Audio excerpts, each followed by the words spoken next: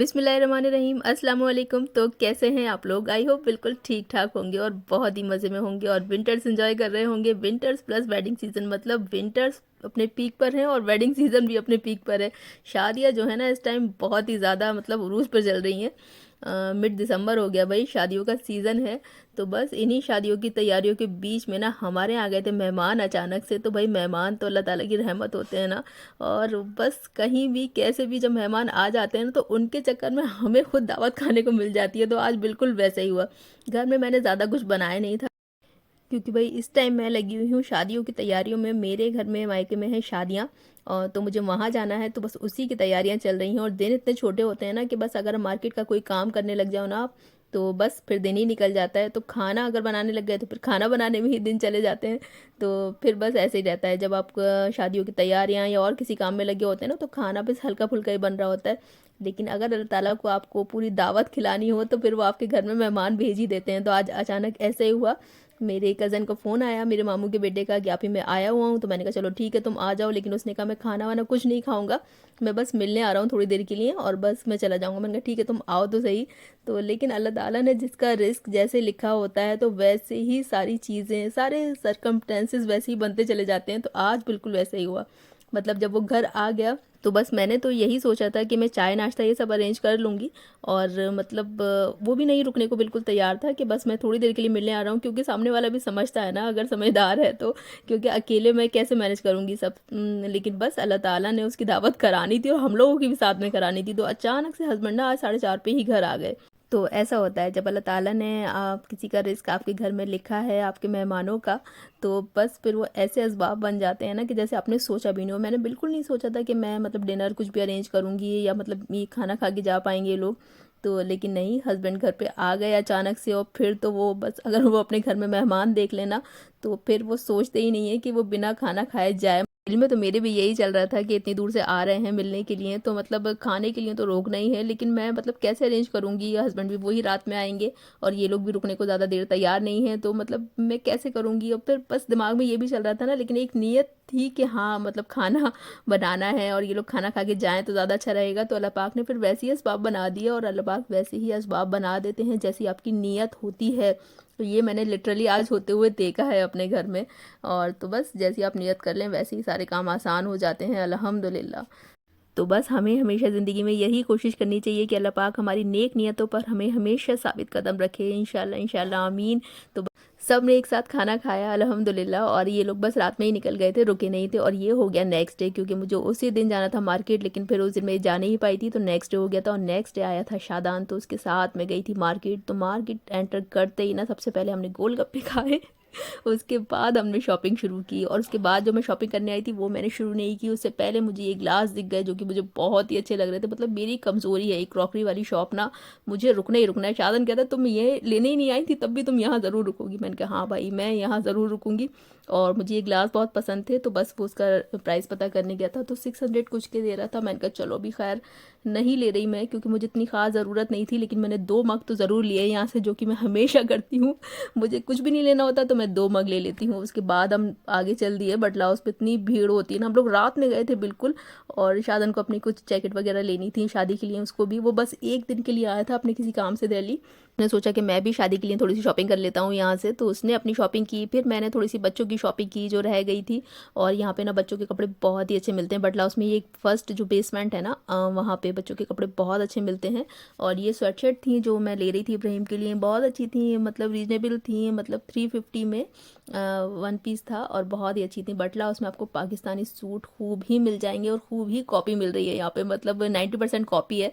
बाकी सारे आपको बहुत कम ऐसी दुकानें हैं जहाँ पे आपको ओरिजिनल पाकिस्तानी सूट मिलेंगे। और ये यहाँ की वर्ल्ड फेमस अली की शॉप आ गई, यहाँ पे आपको शादियों के लिए बहुत ही अच्छा कलेक्शन मिल जाता है। लेकिन मुझे नहीं लगता कि उतना अच्छा होता है जितने ज़्यादा इसके प्राइस होते हैं। मैंने 2-3 बार इस शॉप पे विज़िट किया है, लेकिन कभी भी मुझे वो वाली चीज़ नहीं मिली जैसे इनके प्राइस होते हैं। तो खैर, लेकिन लोगों को यहाँ पे अली की शॉप खूबी पसंद है तो वो खूबी शॉपिंग करते हैं यहाँ से, लेकिन मुझे पसंद नहीं आई इतनी ज़्यादा। और बस उसके बाद हमने यहाँ से चिकन फ्राई लिया था बच्चों के लिए, क्योंकि बच्चों को छोड़कर आए थे तो रिश्वत तो बनती है भाई। तो बच्चों के लिए चिकन फ्राई लेके गया था शादन। और बस हम घर पहुँच गए थे। घर पहुँचते पहुँचते मैं बहुत रात हो गई थी। और ये है नेक्स्ट डे का क्लिप, जब मैं अपनी मतलब मेरे जो हस्बैंड के दोस्त की वाइफ हैं, दोनों तीनों हम तीनों निकले हुए थे, क्योंकि हमारे तीनों के ही घर में शादियाँ थी और हम तीनों ही शादी की तैयारी में लगे हुए थे। तो हस्बैंड को हम इस बार बिल्कुल भी साथ में नहीं लेके गए थे। हमने कहा हम तीनों साथ में मिलकर शॉपिंग करेंगे ना तो बहुत आराम से हो जाएगी, क्योंकि हस्बैंड तो ऐसी दुकानों पे जाते ही नहीं है जहाँ पे इस तरह के सूट और ये सब मिले ना। तो यहाँ पे आप लेडीज़ के साथ शॉपिंग करें तो बहुत अच्छा रहता है। ये भी बटला हाउस की एक शॉप है, और बटला हाउस में आपको इतना अच्छा कपड़ा मिल जाता है ना कि कहीं आपको पुरानी दिल्ली कहीं और जाने की ज़रूरत नहीं है, सब कुछ मिलता है यहाँ पे और बहुत अच्छा मिल जाता है। अगर आपको शॉप्स पता हैं और आप उनके बारे में जानते हैं ना, और तो मुझे भी नहीं पता था, लेकिन जो मेरे हस्बैंड के दोस्त की वाइफ है ना, वो यहीं दिल्ली की हैं, उनको सारी शॉप पता है। तो इस बार मैंने उन्हीं के साथ सारी शॉपिंग की है।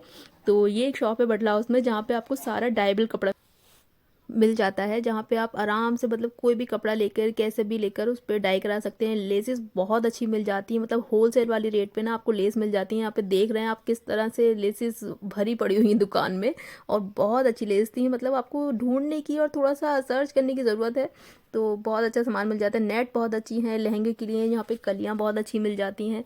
और ये एक शॉप थी जहाँ पे मुझे शनील का सूट देखना था, वेलवेट का जो चल रहे हैं बहुत ज़्यादा। तो इनके पास वर्षा ब्रांड के वेलवेट के सूट थे, बहुत अच्छे थे, लेकिन कलर डिज़ाइन बहुत कम थे। इन्होंने कहा आ जाएंगे, तो फिर मैंने खरीद छोड़ दिया। बहुत ज़्यादा ब्राइट गोल्डन हो रहा था, लेकिन अच्छा बहुत लग रहा था। तो बस अब हम लोग निकल पड़े हैं बटला हाउस पे। और आज ना मैं आपको बटला हाउस की बहुत ही फेमस वाली शॉप सारी दिखाने वाली हूँ, जहाँ पर आपको शादियों के लिए बहुत अच्छा कलेक्शन मिल जाएगा। तो ये सारी शॉप ना यहाँ की बहुत ज़्यादा फेमस वाली शॉप है, जो जो मैं आज आपको दिखाऊंगी।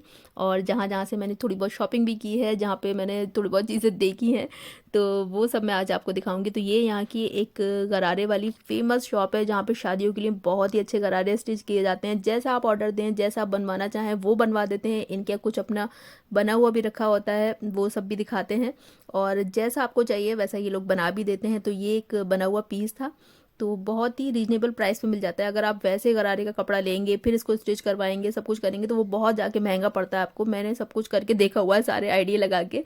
तो ये 5000 का कुछ दे रहे थे, और उसमें दुपट्टा कुर्ती सब कुछ आपको तैयार था, स्टिच था।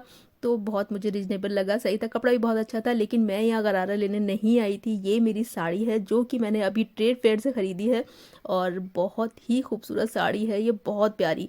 तो ये प्योर बनारसी साड़ी है। लोगों ने मेरी ट्रेड फेयर वाली वीडियो देखी होगी ना, तो वहाँ पे उन्होंने देखा होगा कि सभी स्टेट के ना वहाँ पे स्टॉल लगते हैं, और वहाँ पे जो बनारस वाली शॉप है वो भी आती है।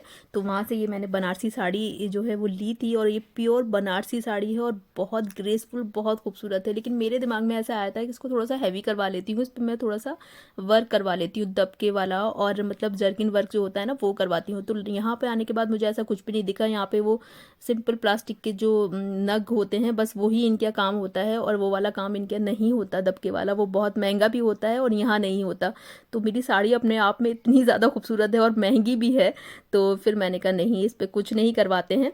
सिर्फ मैंने एक आइडिया लिया था, उन्होंने कहा कि साड़ी ही इतनी खूबसूरत है तो उस पर क्या करवाने की ज़रूरत है, और वो काम यहाँ पे होता भी नहीं है। तो फिर खैर मैंने वो साड़ी फिर वापस रख ली थी। लेकिन गरारे हमने देखे थे और भी, क्योंकि और भी लोगों को लेने थे। और फिर हमने यहाँ पे लेसेस देखी, लेसेस की भी यहाँ पे बहुत ही अच्छी अच्छी शॉप है, इतनी अच्छी आपको लेसेस मिल जाती हैं, और बहुत कोई ज़्यादा प्राइस भी नहीं होते।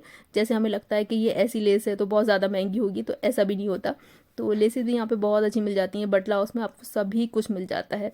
और ये यहाँ पे ना पाकिस्तानी सूट की शॉप है। पाकिस्तानी सूट यहाँ पे ज़्यादातर कॉपी मिलेगी आपको, और बहुत ढूंढने के बाद या फिर बहुत जांच करने के बाद आपको पता चलेगा कि कुछ एक शॉप है जहाँ पे ओरिजिनल पाकिस्तानी सूट भी मिलते हैं। तो ये एक गरारे की शॉप, लेकिन इनके यहाँ का गरारे का कलेक्शन ना मुझे बहुत ज़्यादा अच्छा नहीं लगा, क्योंकि गरारे का जो फ्लेयर था वो बहुत ही कम था, और गरारे में अगर फ्लेयर ही ना हो तो फिर वो गरारा लगता ही नहीं है।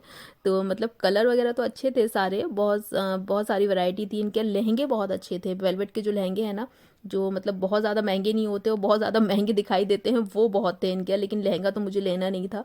और लेकिन हमने दुपट्टे देखे क्योंकि हमें हैवी दुपट्टा चाहिए था प्लेन सूट के साथ, तो वो भी देखे थे हमने।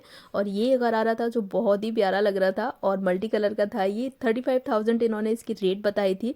और ये ऑन ऑर्डर बना के देंगे, जैसा भी आपका ऑर्डर होगा, जो भी आपको कलर चाहिए होगा।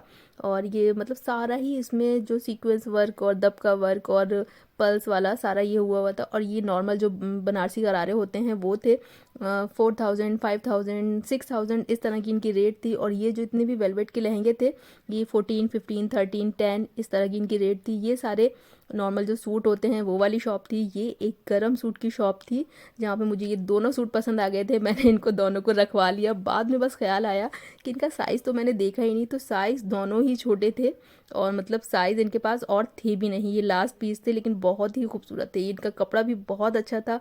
अब इन्होंने कहा तो था कि आ जाएंगे बाद में, लेकिन खैर बात तो फिर बाद ही हो जाती है। तो ये स्टिच थे, इसमें कुछ भी नहीं करवाना था, तो इसलिए मुझे बहुत ज़्यादा पसंद थे। इतना सब देखने के बाद हमें इन्हें छोड़ना पड़ा। उसके बाद आ गए थे हम ज्वेलर्स की शॉप पे, अनस भाई की शॉप पे, जहाँ पे मैं हमेशा आती हूँ बटला हाउस में। और वहाँ मतलब मुझे कुछ नहीं लेना था, जो भाभी थी साथ में उन्हें मतलब रिंग और इयररिंग्स लेने थे। लेकिन यहाँ पे ये टीका मुझे बहुत ही पसंद आ गया और अब इसके लिए मैं दोबारा आऊँगी, जो कि मैं शेयर करूँगी आपसे नेक्स्ट वीडियो में इंशाल्लाह। तो ये वाले इयररिंग्स लिए थे भाभी ने और ये वाली रिंग ली थी। तो बस ये लेके ना हम लोग यहाँ से निकले थे। और बस ये नेक्स्ट डे का क्लिप है जब घर पर भी चल रही हैं शादी की तैयारियां। मतलब एक रूम पूरा इस टाइम मेरा फैला हुआ था कि मतलब कौन से कपड़े लेके जाने हैं, कौन से ठीक करवाने हैं, कौन से नहीं करवाने। तो कुछ भी आप पुराने कपड़े निकाल के देख लें कि हम इनको ठीक करवा के पहन लेंगे और ये और वो, होता कुछ नहीं है, आप नए ही खरीदते हैं फिर।